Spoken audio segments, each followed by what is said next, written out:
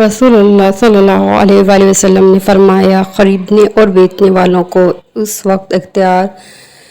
بھی ختم کر دینے کا ہے جب تک دونوں جدا نہ ہوں، یا آپ نے معلم یفترقا کے بجائے حتی یفترقا فرمایا۔ حضرت صلی اللہ علیہ وآلہ وسلم نے مزید ارشاد فرمایا، پس اگر دونوں نے سچائی سے کام لیا اور ہر بات صاف صاف کھول دی تو ان کی خرید و فروخت میں برکت ہوتی ہے، لیکن اگر کوئی بات چھپا کر رکھی یا جھوٹ کہی تو ان کی برکت ختم کر دی جاتی ہے۔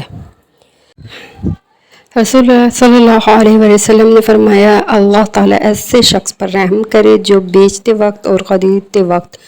اور تقاضا کرتے وقت فیاضی اور نرمی سے کام لیتا ہے۔ اسی طرح ایک اور جگہ ارشاد ہے، ابو سعید رضی اللہ عنہ نے بیان کیا کہ ہمیں نبی کریم صلی اللہ علیہ وسلم کی طرف سے مختلف قسم کی کھجوریں ایک ساتھ ملا کرتی تھی اور ہم 2 صاع کھجور 1 صاع کے بدلے میں بیچ دیا کرتے تھے۔ اس پر نبی کریم صلی اللہ علیہ وآلہ وسلم نے فرمایا کہ 2 صاع 1 صاع کے بدلہ میں نہ بیچی جائے اور نہ 2 درہم 1 درہم کے بدلے بیچے جائیں۔ حدیث صحیح بخاری۔